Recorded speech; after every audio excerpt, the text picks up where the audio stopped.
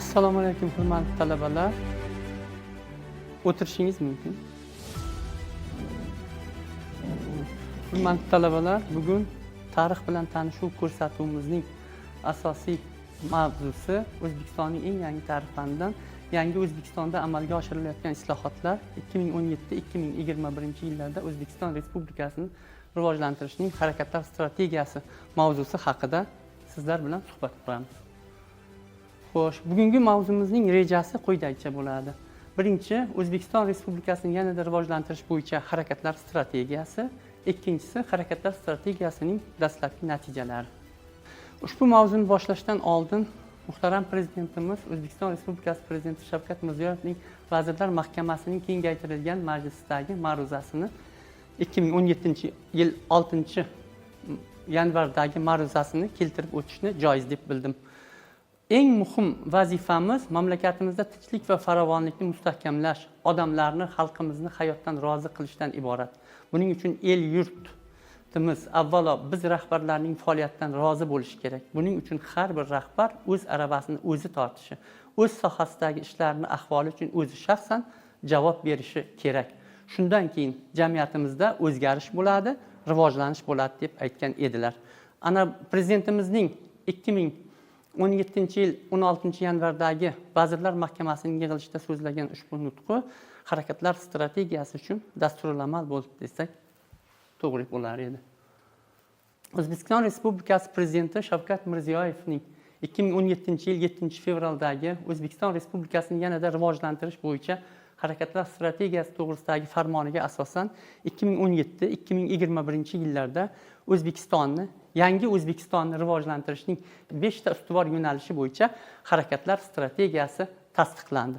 Farmon bilan 2017-2021 yillarda O'zbekistonni rivojlantirishning ustuvor yo'nalishi bo'yicha harakatlar strategiyasini amalga oshirish bo'yicha Milliy komissiya, shuningdek uning bandlarini boshqarish bo'yicha esa Milliy komissiya tashkil qilindi. Milliy komissiyaga prezidentimizning shaxsan o'zlari rahbarlik qildi. Xo'sh, yangicha yondashuv farmoyishlarni ishlab chiqishni taqozo etgan omillar, mamlakatimiz bosib o'tgan taraqqiyot yo'lining chuqur tahlili, jahon bozori konjunkturasining keskin o'zgarayotganligi, xo'sh, globallashuv sharoitida tobora kuchayayotgan raqobat bu harakatlar strategiyasi qabul qilinishi uchun asos bo'lib xizmat qildi. Harakatlar strategiyasini yaratishda nimalarga tayanildi? Birinchidan, aholi va tadbirkorlarni o'ylantirayotgan dolzarb masalalarni, demak, har tomonlama o'rganish. Xo'sh, ikkinchidan, amaldagi qonunchilik huquqini qo'llash amaliyoti va ilg'or xorijiy tajribalarni, demak, tahlil qilish. Uchinchidan esa keng jamoatchilik muhokamasi asosan harakatlar strategiyasi qabul qilinishi uchun asos bo'lib xizmat qilgan. Xo'sh, harakatlar strategiyasining ustuvor yo'nalishlari, ya'ni 2017-2021 yillarga mo'ljallangan harakatlar strategiyasi 5 ta ustuvor yo'nalishlardan iborat. Bular quyidagilardan iborat. Demak, birinchisi davlat va jamiyat qurilishi tizimini takomillashtirish. Ikkinchisi qonun ustuvorligini ta'minlash va huquq tizimini yanada isloh qilish. Uchinchisi iqtisodiyotni yanada rivojlantirish va liberallashtirish. To'rtinchisi ijtimoiy sohani rivojlantirish. Beshinchisi esa xavfsizlik, millatlararo totuvlik, xo'sh, va diniy bag'rikenglikni ta'minlash, chuqur va puxta o'ylangan tashqi siyosatni olib borishdan iborat edi. Mana shu 5 ta ustuvor yo'nalish belgilab olindi. Har bir yo'nalish bo'yicha maxsus komissiyalar tashkil qilindi. Bu yo'nalishlar yangi O'zbekistonda mamlakatimizning taraqqiyotini har tomonlama rivojlantirish uchun asos bo'lib xizmat qilishi kerak. Harakatlar strategiyasi to'la bajarilishi qanday natijalarga olib keladi? Demak, birinchisi davlat boshqaruvini takomillashtirish. Davlat boshqaruvini takomillashtirishda nimalarga e'tibor berish kerak? Birinchidan, davlatning tuzilmalarini xalq manfaatlariga xizmat qilishi, ya'ni bunda asosan xalq davlatga emas, davlat idoralari xalqqa xizmat qilishi kerak degan g'oya amalga oshirilishi kerak. Ikkinchidan, virtual qabulxona, xalq qabulxonalarining tashkil qilinishi. Ya'ni odamlar o'zlarining muammolarini uzoq joylarga ko'tarib yurmasdan har bir tumanlarda tashkil qilingan xalq qabulxonalari va virtual qabulxonalarga murojaat etishlari har qanday muammolarni o'sha xalq qabulxonalarida, virtual qabulxonalarda hal qilishi mumkin ekanligi uchun ushbu qabulxonalar tashkil qilindi. Uchinchidan, xalq oldidagi hisobdorlik. Har bir rahbar albatta o'zining qilayotgan ishlari yuzasidan xalqqa nima berishi kerak? Hisobot berishi kerak. To'rtinchidan, elektron hukumatning tuzilishi. Bu ham odamlarga yengillik bo'lishi uchun, ya'ni xalqning davlatga xizmat qilishi emas, davlatning xalqqa xizmat qilishini ta'minlash maqsadida elektron hukumatning tuzilishi. Va nihoyat 5-dan, davlat tuzilmalari faoliyatida tizimli jamoatchilik nazoratining o'rnatilishi. Har bir tashkilotlarda, har bir vazirliklarda jamoatchilik nazoratining o'rnatilishi va jamoatchilik nazorati tomonidan boshqarib borilishi davlat boshqaruvini takomillashtirish uchun mana shu ishlarni amalga oshirish harakatlar strategiyasi qabul qilinishiga asos bo'lib xizmat qilgan. Keyin ikkinchi, sud huquq tizimini takomillashtirish. Yanada Yangi O'zbekistonda bular sud huquq tizimini takomillashtirish bo'yicha nimalarga e'tibor berish kerak? Harakatlar strategiyasida shu belgilandiki, birinchidan qonun ustuvorligini ta'minlash. Ya'ni odamlarda, respublikamizda odamlarda qonunga itoatkorlik tuyg'usini shakllantirish. Ikkinchidan, profilaktik yondashuvni rivojlantirish. Uchinchidan, tomonlar tengligi. Ya'ni, misol uchun sud jarayoni ketayotganda, sud majlisi ketayotganda advokatura va prokuraturaning tengligi. Misol uchun avvallar faqat prokuratura ustunlik qilgan, advokatura esa unga ba'zan bo'ysunishga majbur bo'lgan. Keyinchalik esa harakatlar strategiyasida belgilanishicha advokatura va prokuraturaning huquqlari tenglashtirdi va ular o'rtasida hattoki tortishuv amaliyotini yo'lga qo'yish mumkin bo'ldi.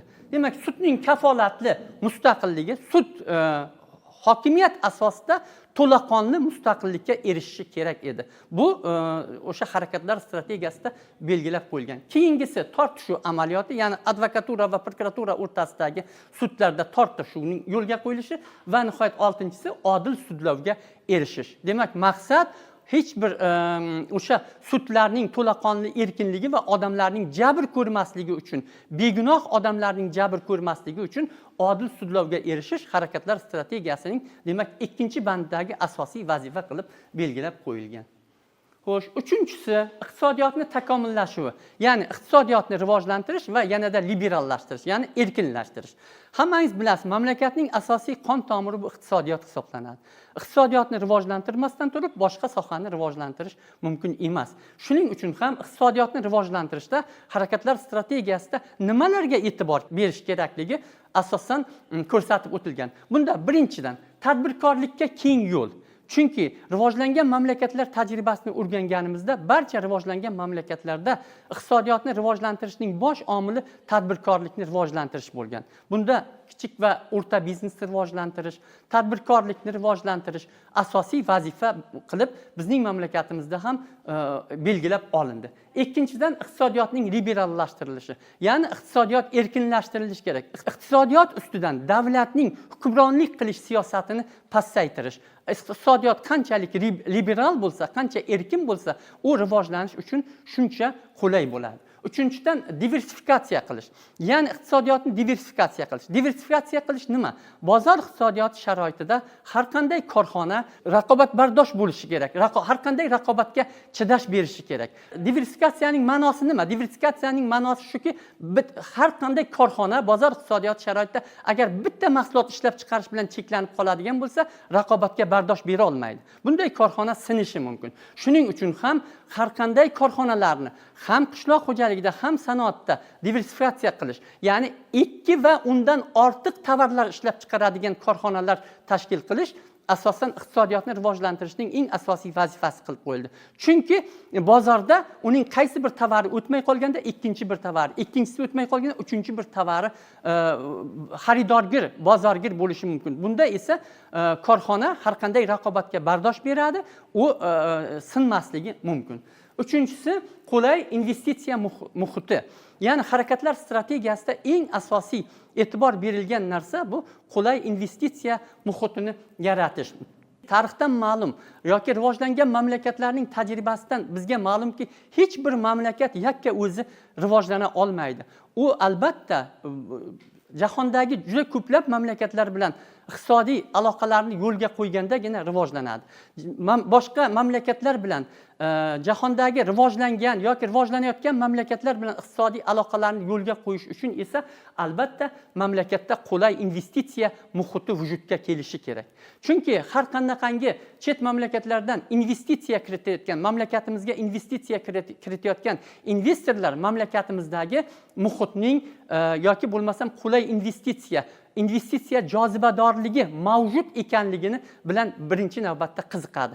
Agar mamlakat investitsiya jozibadorligi yo'lga qo'yilgan bo'lsa, qulay investitsiya muhiti yaratilgan bo'lsa, ular investitsiyalarni bemalol nima qilishi mumkin? Kiritishi mumkin. Shuning uchun ham harakatlar strategiyasida qulay investitsiya muhitini yo'lga qo'yish, demak respublikamizning barcha viloyatlarida, kerak bo'lsa barcha tumanlarda demak erkin iqtisodiy zonalarni tashkil qilish, investitsiyalarni bemalol chetdan kirib kelishiga imkoniyat yaratib berish, ular uchun barcha qulay sharoitlarni yaratib berishga juda katta e'tibor qaratilgan. Harakatlar strategiyasida albatta bu narsa birinchi e'tibor qaratilgan asosiy masalalardan bo'lib hisoblanadi. Undan keyin esa subventitsiyadan chiqarish, respublikani yoki ishlab chiqarishni, iqtisodiyotni subventitsiyadan chiqarish ham eng asosiy masala qilib qo'yilgan. Xo'sh, endi hammangiz bilasiz, harakatlar strategiyasining 4-bobi bu ijtimoiy sohani rivojlantirish. Bizning mamlakatimiz ijtimoiy davlat. Hattoki O'zbekiston Respublikasi Konstitutsiyasining yangi tahririda ijtimoiy davlat ekanligi qonun yo'li bilan mustahkamlab qo'yildi ham. O'zbekiston suveren, demokratik, huquqiy, ijtimoiy davlat deb yozib qo'yilgan. Demak, O'zbekiston Respublikasi o'sha mustaqillikning dastlabki yillaridanoq demak ijtimoiy sohaga katta e'tibor berib kelgan. 2017-yildan keyin yangi O'zbekistonda ijtimoiy sohaga diqqat e'tibor yanada keng qaratildi. Ayniqsa harakatlar strategiyasida ijtimoiy sohani rivojlantirish, ijtimoiy sohaga e'tibor berish davlat tomonidan juda katta yo'lga qo'yildi. Sababi bozor iqtisodiyotiga o'tish jarayonida siz bilasiz, kam ta'minlangan oilalar yoki bo'lmasam ijtimoiy yordamga muhtoj bo'lgan oilalar albatta juda qattiq aziyat chekishi mumkin. Ana shu bozor iqtisodiyoti sharoitida kam ta'minlangan oilalarni yoki ijtimoiy yordamga muhtoj bo'lgan oilalarni ana shu ijtimoiy larzalardan saqlab qolish uchun ijtimoiy sohaga davlatimiz ayniqsa harakatlar strategiyasida juda katta e'tiborni qaratdi. Harakatlar strategiyasida ijtimoiy sohada nima ishlar qilinishi kerakligi aniq dalillar bilan ko'rsatib berildi. Birinchidan, bandlikni ta'minlash, aholining bandligini ta'minlash. Chunki aholi qanchalik ish bilan ta'minlansa, uning albatta farovonligi nima qiladi? O'sadi. Uning yashash sharoiti yaxshilanadi. Shuning uchun ham bandlikni ta'minlash, ya'ni ish o'rinlari yaratish, yangi ish o'rinlari yaratish va odamlarni o'sha ish bilan ta'minlash harakatlar strategiyasida ijtimoiy sohani rivojlantirishning eng asosiy vazifasi qilib belgilangan. Buning uchun esa albatta davlat tadbirkorlikka keng yo'l ochib berayotganligi yoki bo'lmasam ijtimoiy himoyaga, ijtimoiy ko'makka muhtoj bo'lgan aholiga imtiyozli kreditlarning berilishi, bularning hammasi o'sha bandlikni ta'minlash, ya'ni aholini ish bilan ta'minlashga qaratilgan asosiy vazifalar hisoblanadi. Undan keyin ikkinchisi arzon uy-joylar. Albatta bozor iqtisodiyotiga o'tish jarayonida nogironlar yoki ijtimoiy himoyaga muhtoj aholi, kam ta'minlangan aholini uy-joy bilan ta'minlash eng asosiy vazifa hisoblanadi. Shuning uchun ham mamlakatimizda arzon uy-joylar tashkil qilindi. Hattoki subsidiyalarning berilishi, o'sha ijtimoiy yordamga muhtoj bo'lgan aholiga subsidiyalar berilishi, ya'ni boshlang'ich to'lovning davlat tomonidan to'lab berilishi, keyingi to'lovlarning 15-20 yilga uzaytirilishi, ular ham imtiyozli kreditlar asosida to'lash uchun sharoitlar yaratilib berishi bu arzon uy-joylar bilan ta'minlash masalasida qilingan ishlardir. O'zingiz guvohsiz. Ayniqsa shu 2017-yildan hozirgacha bo'lgan davrda mamlakatimizda eng asosiy birinchi navbatda nogironlar yoki bo'lmasam yolg'iz onalar, yolg'iz qarovchisini yo'qotgan oilalarga birinchi navbatda o'sha arzon uy-joylar bilan ta'minlash keng yo'lga qo'yildi va hozirgacha bu ish davom etyapti. Keyingisi ta'lim olish imkoniyatlarini kengayish. Hammangiz bilasiz, 2017-yilgacha